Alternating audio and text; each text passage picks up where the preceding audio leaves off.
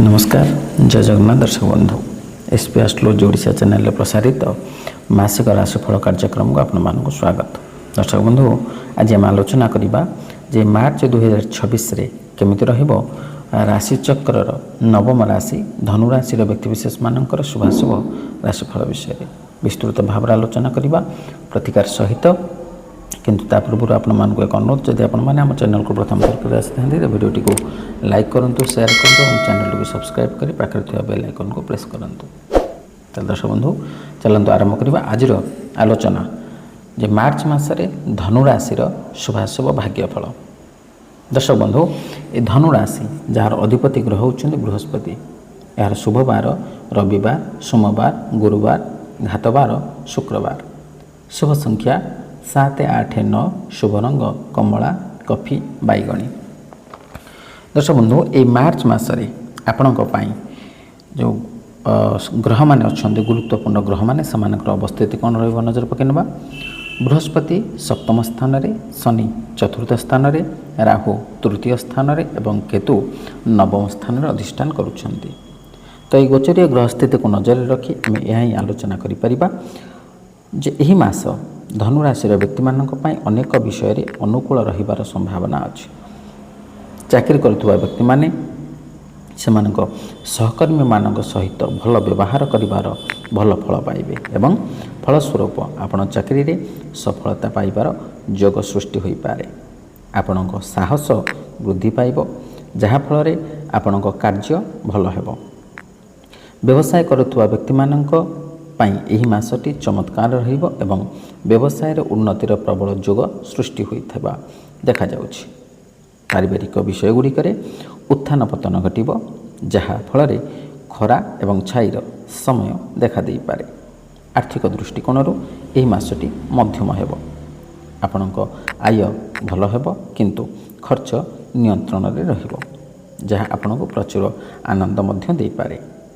छात्र छात्री मानक पई एही मासटी सेमानक कठिन परिश्रमर फल पाइबार मास हेबो। मासर द्वितीयार्धरे प्रेम संपर्क क्षेत्र में अग्रगति हेबो। अन्य पक्षरे विवाहित दंपति माने एही मासटी को सफल बोली मन करि पारंती। आपणक स्वास्थ्य प्रति किछिटा ध्यान देवा आवश्यक। दर्शक बंधु जो गुरुत्वपूर्ण ग्रह मानक कथा आम सर्वप्रथमे आलोचना करथिले से ग्रह मानकर व्यक्तिगत फल विषय यदि आम आलोचना करिबा तबे बृहस्पति होउछन्ती सप्तम स्थान रे आपणक राशि पाई। ए बृहस्पति होउछन्ती धन धान्यर कारक विद्या बुद्धिर कारक जश कीर्तिर कारक आध्यात्मिकतावादीर कारक एवं समस्त प्रकार सकारात्मक दिगर कारक होउछन्ती देवगुरु बृहस्पति।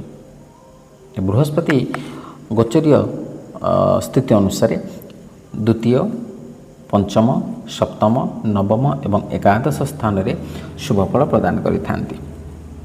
तो जेहेतु आपणक राशि पाई सप्तम स्थान रे बृहस्पति अछंती तेणु निश्चित भाव आपणक शुभफल प्रदायक हेबे। कारण आमे सप्तम भावरु जाया रो विचार करिथांती बा पत्नींकर विचार करिथांती। तेणु से शुभ स्थान सप्तम स्थान रे बृहस्पति रहुथिबारु निश्चित भाव में शुभफल प्रदान करेंगे। केउं क्षेत्र रे ना जदि ए समय मध्य आपण व्यवसाय वाणिज्य क्षेत्र में अच्छा तेबे निश्चित भाव में आपणकर व्यवसायर उन्नति घटिबो आशानुरूप लाभ प्राप्त करेंगे उत्तरोत्तर उन्नति घटिबो आय वृद्धि पाइबो।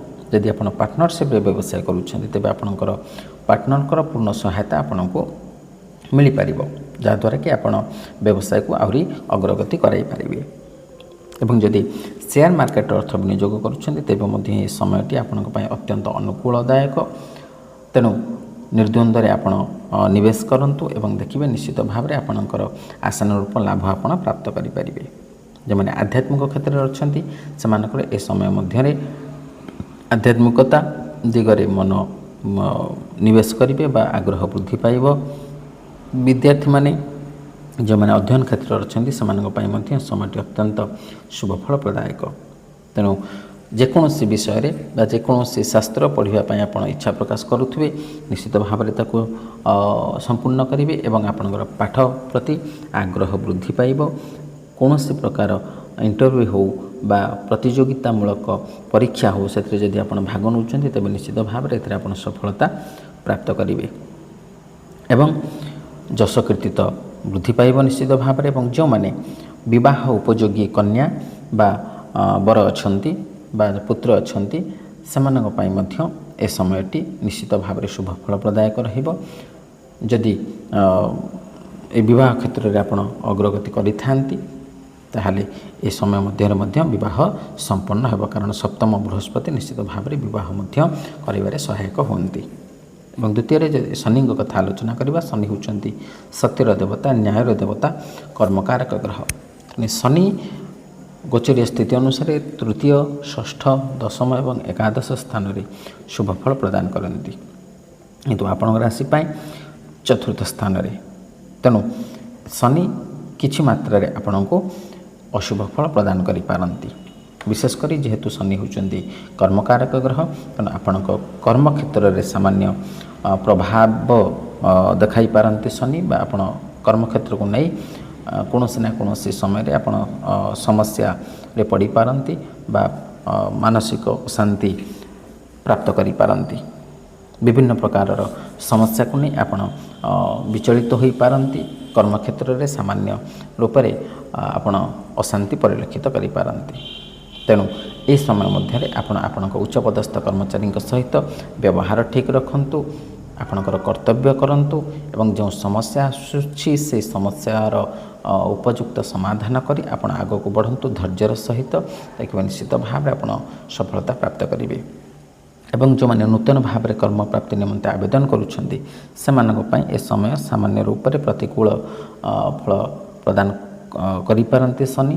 ତେଣୁ ଏ ସମୟ ମଧ୍ୟରେ ଆପଣ ନିରନ୍ତର ଭାବରେ ଚେଷ୍ଟା କରନ୍ତୁ, ଉଚିତ ସତ୍ ମାର୍ଗରେ ରହିକି ଚେଷ୍ଟା କରନ୍ତୁ, ଦେଖିବେ ନିଶ୍ଚିତ ଭାବରେ ସଫଳତା ପ୍ରାପ୍ତ କରିବେ। ଏବଂ ରାହୁ ତୃତୀୟ ସ୍ଥାନରେ, ଏହା ଶୁଭ ଫଳ ପ୍ରଦାୟକ, ଏବଂ କେତୁ ନବମ ସ୍ଥାନରେ ଅଧିଷ୍ଠାନ କରିଥିବାରୁ ସାମାନ୍ୟ ରୂପରେ ଅଶୁଭ ଫଳ ପ୍ରଦାନ କରିବେ। ଦର୍ଶକ ବନ୍ଧୁ, ଏ ତ ଆମେ ଶୁଭ ଏବଂ ଅଶୁଭ ଫଳ କଥା ବିସ୍ତୃତ ଭାବରେ ଆଲୋଚନା କଲେ। ଯେଉଁ ଅଶୁଭ ଫଳ କଥା ଆଲୋଚନା କଲେ ସେ ଅଶୁଭ ଫଳକୁ ପରିତ୍ୟାଗ କରି ଶୁଭ ଫଳ ପ୍ରାପ୍ତ କରିବା ନିମନ୍ତେ ଆମେ କେତେ ଗୁଡ଼ିଏ ପ୍ରତିକାର ବିଷୟରେ ମଧ୍ୟ ଆଲୋଚନା କରିବା। ଏ ପ୍ରତିକାର ଗୁଡ଼ିକ ହେଉଛି, ଆମେ ଆପଣଙ୍କର ବର୍ତ୍ତମାନ ଶନି ଖରାପ ଫଳ ପ୍ରଦାନ କରୁଥିବାରୁ ଶନିଙ୍କ ପାଇଁ ପ୍ରତିକାର ଗୁଡ଼ିକ ହେଉଛି, ଆପଣ ପ୍ରତ୍ୟେକ ଦିନ ହନୁମାନ ଚାଳିଶା ପାଠ କରନ୍ତୁ, ବା ବଜ୍ରଙ୍ଗ ବାଣ ପାଠ କରିପାରିବେ, ବା ସୁନ୍ଦରକାଣ୍ଡ ପାଠ କରିପାରିବେ। ମଙ୍ଗଳବାର ଦିନ କିମ୍ବା ଶନିବାର ଦିନ ଆପଣ ହନୁମାନଙ୍କୁ ଦର୍ଶନ କରନ୍ତୁ, ବା ଚାମେଲି କିମ୍ବା ରାଶି ତେଲର ଦୀପଟିଏ ଅର୍ପଣ କରନ୍ତୁ, କିମ୍ବା ମଙ୍ଗଳବାର ଦିନ ଗୁଡ଼ର ଲଡ଼ୁ ତିଆରି କରି ହନୁମାନଙ୍କ ମନ୍ଦିରରେ ଅର୍ପଣ କରନ୍ତୁ। କିମ୍ବା ଆପଣ ଶିବଙ୍କୁ ମଧ୍ୟ ସୋମବାର ଦିନ ଦର୍ଶନ କରିପାରିବେ। ଆପଣଙ୍କର ନାଁ ଏବଂ ରାଶିରେ ଅନୁସାରେ ଆପଣ କ୍ଷୀର ଲାଗି କରନ୍ତୁ ବା ଗଙ୍ଗାଜଳ ଲାଗି କରନ୍ତୁ, ଦେଖିବେ ନିଶ୍ଚିତ ଭାବରେ ସଫଳତା ବା ଶୁଭ ଫଳ ପ୍ରାପ୍ତ କରିବେ। ତାହେଲେ ଦର୍ଶକ ବନ୍ଧୁ, ଆଶା କରି ଭିଡ଼ିଓଟି ଭଲ ଲାଗିଥିବ। ଯଦି ଭଲ ଲାଗିଥିବ ତାହେଲେ ଭିଡ଼ିଓଟିକୁ ଲାଇକ୍ କରନ୍ତୁ, ସେୟାର କରନ୍ତୁ ଏବଂ ଆପଣଙ୍କର ସୁଚିନ୍ତିତ ମତାମତ ଦେବାକୁ ଜମା ଭୁଲନ୍ତୁନି। ଆଜି ପାଇଁ ବିଦାୟ ଦିଅନ୍ତୁ। ରହିଲି, ନମସ୍କାର, ଜୟ ଜଗନ୍ନାଥ।